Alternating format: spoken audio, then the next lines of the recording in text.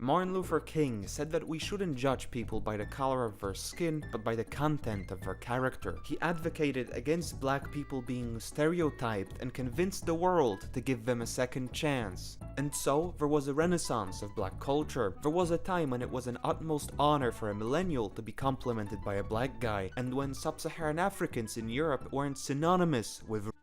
As you can tell, things quickly went downhill. It is a custom in discussing race relations to blame every shortcoming of the black community on white people, but in this courthouse, we shall judge everyone as equals before Yaqub. To help answer the question, why is black fatigue at an all-time high? Well, I'll spare you having to wait for an obvious answer. It's because, unfortunately, many black people seem to have forgotten that to fight stereotypes, you have to not act like them. Disclaimer, I am not trying to justify hate or racism, this is simply an answer to a question. This video isn't about the entire black race. There are well-adjusted black people out there who go for the same fatigue as everyone else. I will be speaking of people of general sub-Saharan descent because, let's be honest, the results are pretty much the same no matter the region. But for now, let's focus on the least serious charges, the oddities, that make you question certain black traits but harbor no resentment. Most oddities are harmless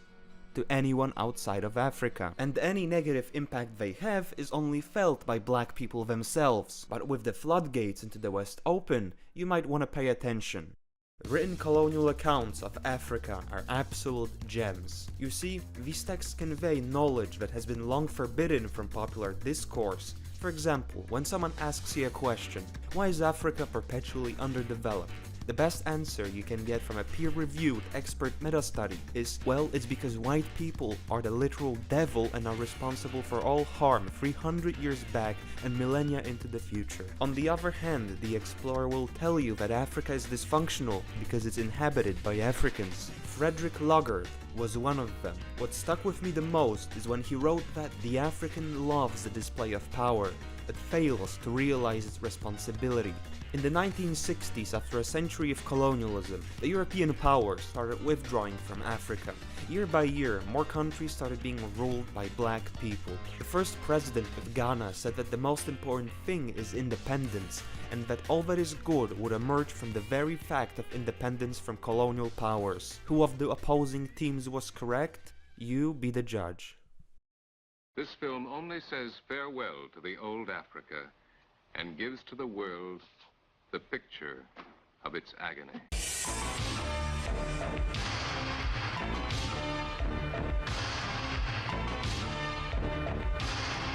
As you can see, things didn't really go as planned. This footage comes from a 1964 documentary aptly called Farewell Africa, and it is unfortunately an unscripted course of events. You might get the idea that these guys had no clue what they're doing, and you'd be right.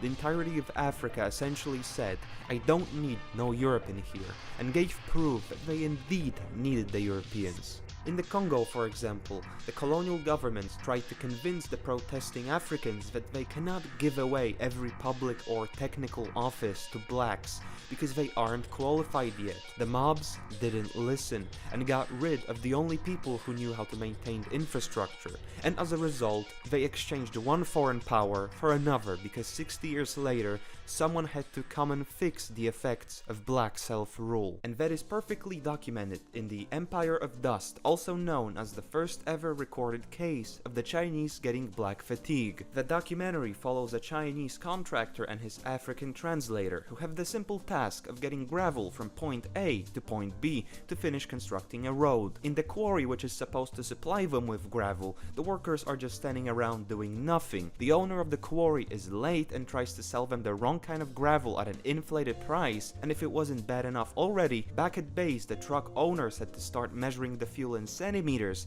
because the Africans kept stealing it. On top of that, black drivers aren't really used to treating their trucks gently, to say the least, so the equipment is often battered. But why are the Chinese even building a road there? Well, that's because the Congolese have not maintained any infrastructure since the colonial authorities left. The Congo actually had more working railways during colonialism than they had in the early 2000s. As they say, what did Zimbabwe use for light before candles? Electricity.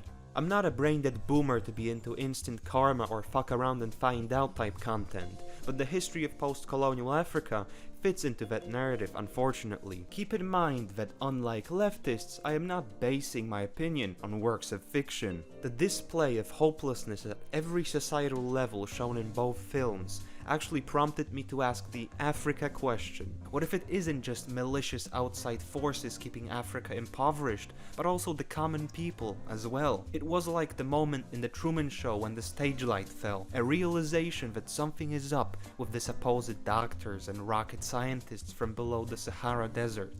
What perplexes me is that someone looked at these people and said, you know what Europe needs a lot of? As many of them as we can cram onto our continent. They say only importing infinite sub-Saharans will save the West from economic collapse brought on by low birth rates. But hold on, I think I heard that song before. 300 years back, North American slave owners said that if they weren't allowed to import and breed infinity West Africans in the South, the cash crop economy based on tobacco and cotton is going to collapse. That's because we're dealing with the same historical archetype of evil, the importers, a powerful group of people who, under the guise of a pragmatic economic justification, want to flood their countries with endless foreigners, impoverishing native workers, and making the wealthy even wealthier. It happened once, with patricians flooding Rome with war captives during the late Republic. It happened twice with North American slavery, and finally with the current generation of bureaucrats dumping sub-Saharans into the West to save the birth rates. It is like a true Pandora's box that once opened releases loud black women into public spaces. We no longer are dealing with a simple oddity, something that we can observe from a distance. No, this time the subjects are the people who, through the means of willful or forced importation, have found themselves in the West. We're entering the threshold of the inconvenience, where the black antics and shenanigans start to be felt by everyone, not just the black community itself. So why not start with the most notorious type? African Americans are a group whose ancestors got dragged out from the least developed place on the planet to arguably one of the most. The problem is the rural southerners who became the main civilizing force weren't the most civilized to begin with. The evolving African American identity enveloped the worst aspects of white hick culture, such as blood feuds, a lackluster work ethic, pointless bloodshed being seen as masculine, and developed it into an ongoing tragedy also known as modern ghetto culture. But how does this translate into reality? It's interesting how someone is able to turn an already bad situation into a terrible one.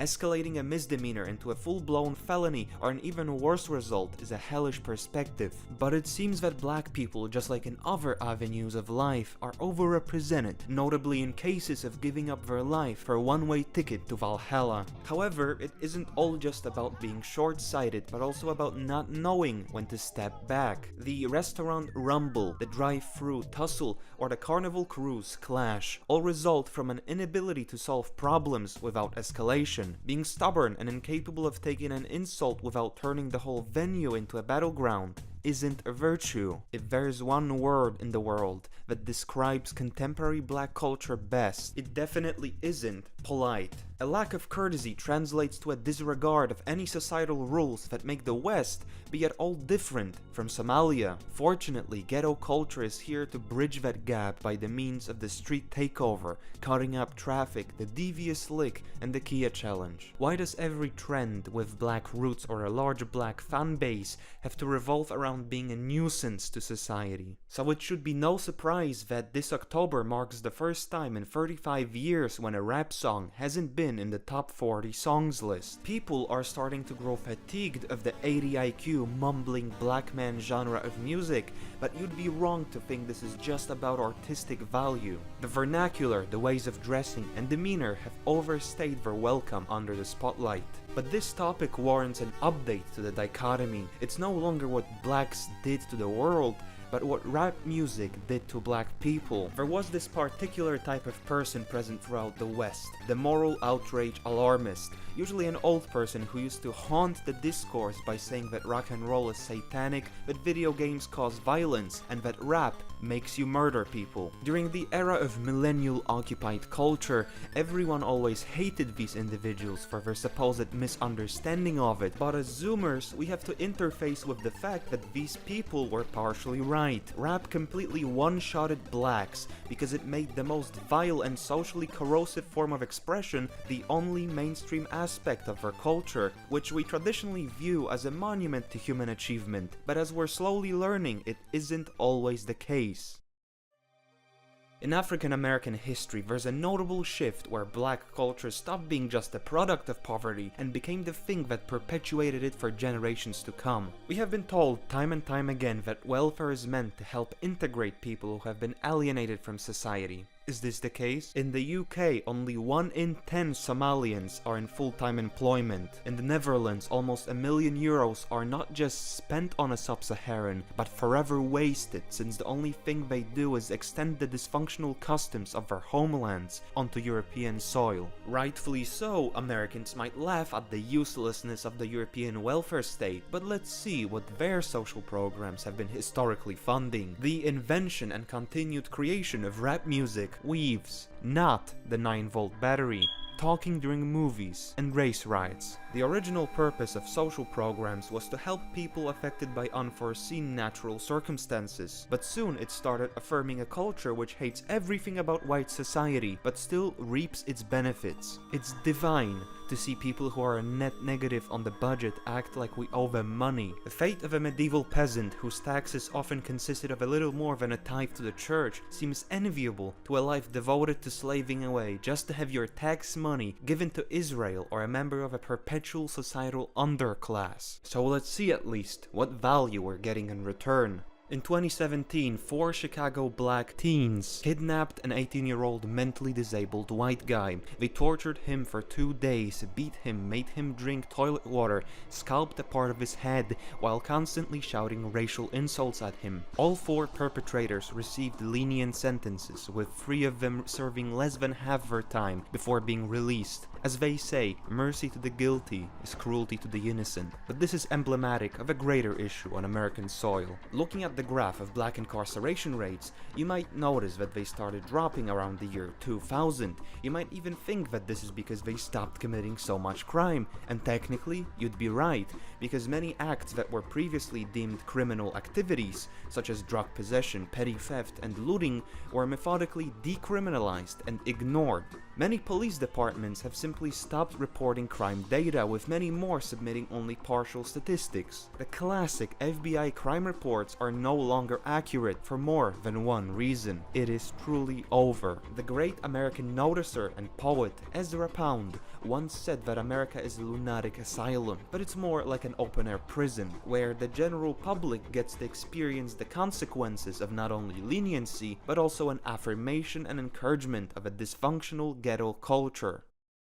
We're entering the realm of the image, also known as evidence that speaks for itself. At this level, fatigue is not only developed, but it is synthesized in a complex chemical reaction to create the first ever instances of white rage. These events usually become instantly buried by the media, but what is dangerous is they linger on in the memory of many. But let's not jump the queue so early. The civil rights era produced some of the most distinct moments of the 20th century. The whole movement is built on a series of images and symbols that have paved the way for its resounding success and far-reaching implications. But just how the movement was built on pictures and images, those snapshots of reality will eventually be its undoing. For a movement called civil rights, they got off to an ironic start. In 1957, federal troops were sent to Little Rock, Arkansas, to ensure desegregation was being respected in a local high school, resulting in the parents being marched at gunpoint and their children being forced to integrate. Of course, there's nothing wrong with equal access to schools, but this spoils the contemporary perception of civil rights as a grassroots movement. You might have seen this picture before. This is the statue of General Robert E. Lee being melted down by Black Lives Matter activists. Before you call me a hypocrite for defending the slave-owning side now, realize that the end result of turning this monument into slag is the erasure of white history, only to get replaced by a fat black woman in the about to chimp out at Walmart pose. What kind of hell are we living through? This event is pretty much forgotten by now, but these ones you will never fail to miss. Black people tend to be like ectothermic organisms. Almost every large-scale ghetto riot has taken place between April and August, and even then they usually happen at times of extreme heat. They usually take place under the guise of getting justice for a case of alleged police brutality, and for the longest time people went along with this excuse. But all of this changed because of one invention. Body cams were implemented to be a means of curbing police brutality, and instead they've single-handedly exposed how bad black people are at remaining stationary. Most media coverage of black violence is caked in euphemisms: playmate, teen, Florida boyfriend. But the raw footage of a body cam helps to convey the spirit a little bit more accurately. Same thing goes for mugshots. No amount of omissions will soften the blow that a guy that looks like this just stabbed 3 children to death. And here's a lesson to remember: when you're trying to seem like a peaceful movement fighting for justice, make sure the cameras aren't rolling when you're being a menace to society. Looks like people are looting anything they can get their hands on. Here's a guy with a plant even. I'm a news reporter. Oh, God! No!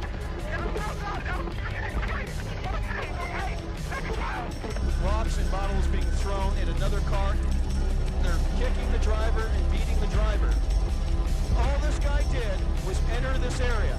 That's his only crime. The '92 LA riots were the first televised chimp-out event. They cemented the black fight for justice against police brutality as a movement that above everything hates more successful people going about their daily lives. I like the looting, burning and attacking random businesses, followed by being surprised why nobody wants to live next to them. Good thing they did it twice. Just so their cause, even if actually justified in some cases, gets remembered as a chaotic act of lashing out against any signs of civilization. The riots have been a PR disaster for the black community, but it is far from the most damaging blow to their perception in the public eye.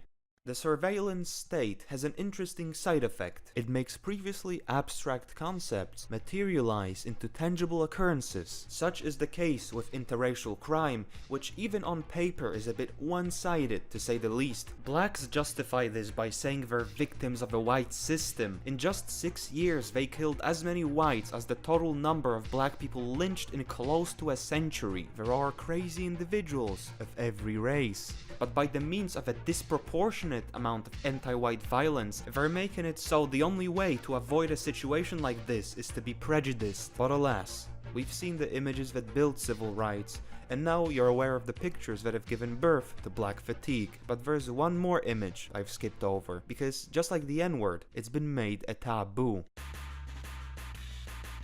In 1969, a researcher at UC Berkeley named Arthur Jensen wrote a scientific paper on the topic of race and IQ. His article was soon removed from the journal so he couldn't respond to criticism. The students burned effigies of him, sent him death threats and got him fired from the university. But what did he say to get himself cancelled by the ever-enlightened scientific community? He claimed that the IQ gap between blacks and whites is genetic. In mainstream science, there exist 2 explanations for the IQ gap. The first one is the Reddit-approved, wholesome socioeconomic explanation, claiming that this behavioral and cognitive gap is caused by poverty and unequal opportunities, meaning that if we fix said issues, the gap will disappear. On the other hand, the genetic explanation states that the relation between IQ and poverty is more complex than meets the eye. This view is extremely problematic because in its most extreme interpretation, the rate at which the IQ gap can be closed will never exceed the rate at which humans undergo evolution. Of course, I do not endorse the genetic explanation, but someone will have to play devil's advocate. In one corner we have the Southern Poverty Law Center #1 public enemies,